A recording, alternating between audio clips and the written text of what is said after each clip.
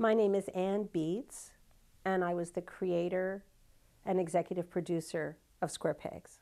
My then agent, a very wise, courtly, older gentleman named Frank Cooper, said to me, "Boy, I bet you were popular in high school." And I said, "No, not at all. In fact, I was a nerd in high school. I was really a square peg." And he said, "Well, why don't you do a show about that?" And basically, I pitched the story of myself and my best friend in high school. And then the next day, I got a phone call from Frank, my agent, and they said that they just had a few questions about the series. And one of their big questions was, will there be sex and drugs? And I said, no, because these girls definitely don't do drugs and they don't have sex. I mean, they only wish. And so they chuckled and they bought the show. Another thing that added to my square peg likeness was that not too many women at the time were doing what I was doing. And in fact, I wanted to hire for this. I mean, I wrote the pilot, but for the series, when we got the series pickup, I really wanted to hire women writers because they were telling the experience of two young girls in high school. And it was A, hard to find women writers, and B, the network actually compelled us to hire a token male writer, Andy Borowitz, because they felt that we had, too many women writers. So we had, reverse stereotyping where we had to hire a guy. I think another aspect of my sort of being plunged from the very safe cocoon of Saturday Night Live into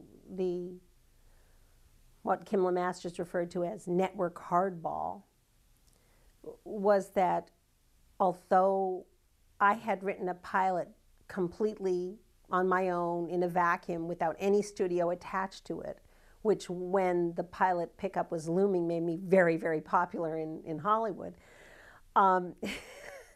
because studios wanted to get in on it. I think that they didn't really think that I was going to be as hands-on a producer as I wanted to be.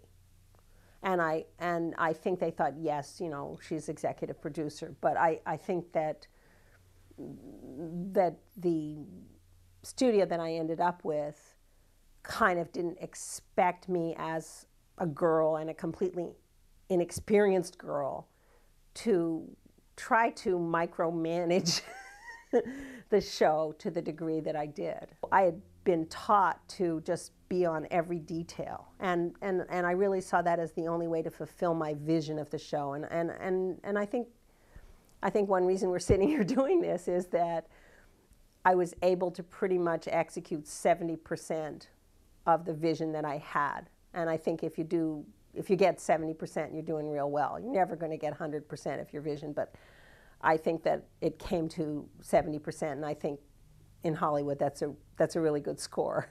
The casting was an intense and drawn-out process, and it was very important to me that Patty and Lauren be cast age appropriately.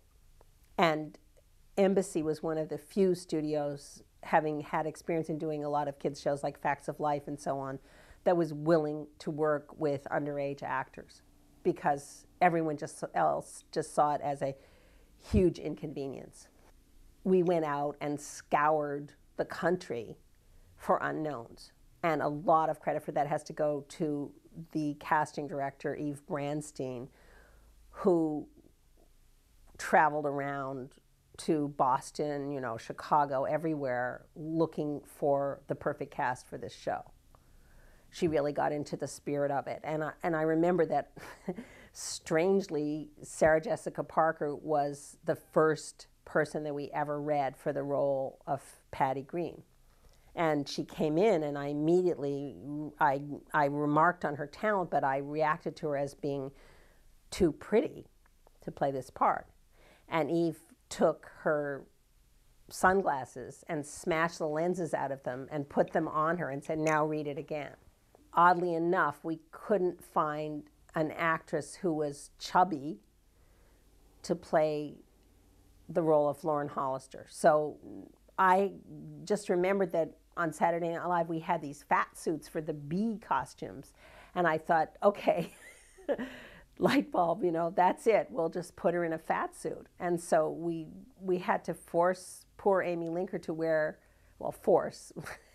we politely requested that Amy Linker wear body padding and fake braces. We had a contest to name the school. And when I went to New York and met up with Paul Schaefer, he just said, well, why don't you just call it Weemawee? And he wrote the anthem, the school anthem for the show.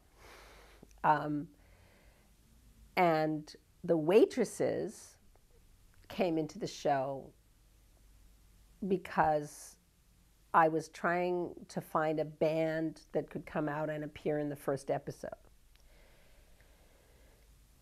And my friend Lynn Goldsmith was helping me with some of her record company connections. And she was talking about this band, The Waitresses, and that they would be great. And as I was driving to the studio one day, I heard a song on the radio called I Know What Boys Like. And I thought, this is the group I have to get. Forget the waitresses. These are the right people. And I called her up and said, well, this is the group. And she went, those are the waitresses. So it was clearly meant to be. And, you know, somehow we persuaded these people from the rock and roll world to come out and agree to write a theme song and appear on a television show.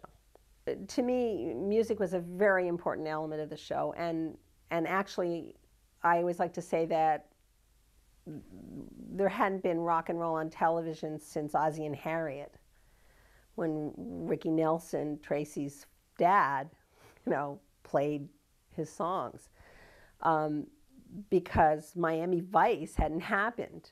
So people were really not using rock and roll, pop music on television. And now, of course, you can't do a show without it. And, you know, it was so important in teenage lives, and I felt it had to be important in the show. Back in the day, almost every teenage girl in America was watching the show. But that wasn't enough for CBS. So they wanted more male viewers. So we decided to go after the #1 male box office star in America at that time, Bill Murray. Ghostbusters Bill Murray. And I called him up, asked him if he'd do it. He said sure, he would. So we started to figure it out and schedule it. And the night before he was due to shoot, he called me in the middle of the night and said, I'm in Mexico, and I don't know how to get out in this motel in Tijuana. And I nearly had a heart attack. And of course, he was in Los Angeles, where he was supposed to be. And that was Bill. But, you know, he came and he was incredibly gracious and he charmed everyone, and he never did a take the same way twice. And I think I particularly remember another musical moment from the show, which was Bill singing Bolivia, It's Unbelievable. Because Saturday Night Live was such a big part of pop culture then, and amazingly enough, still, I had made John Femia's character, Marshall, a big fan of everything in comedy, and particularly Saturday Night Live. So one of his idols was Father Guido Sarducci. So we were able to get Father Guido, Don Novello, to come and appear in the video game episode where he exorcises Marshall from his addiction to video games. You know, that was that was the kind of thing that made Square Pegs, I think, a little less than mainstream. We always tried to put some kind of twist in the story, some kind of fantasy or fantastic moment in all of the stories, whether it was merely a visual, like Sarah playing the Charlie Chaplin eating his shoe homage,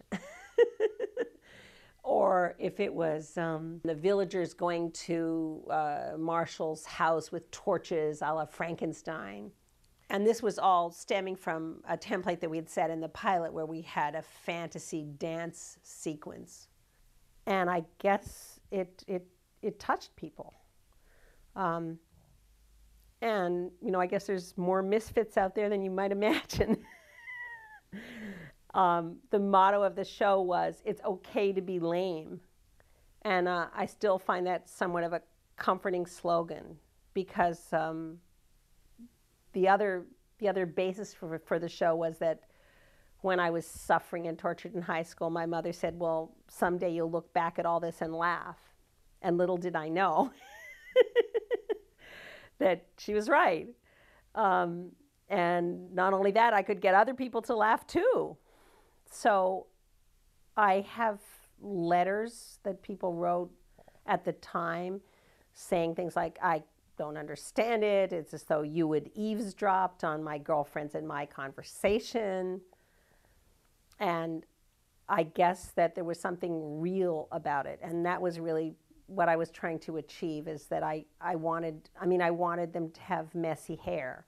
I wanted them not to seem plasticized. And I felt like a lot of teenage shows at the time were kind of like processed cheese. A lot of television was like processed cheese, and you didn't have the feeling that it had been touched by human hands.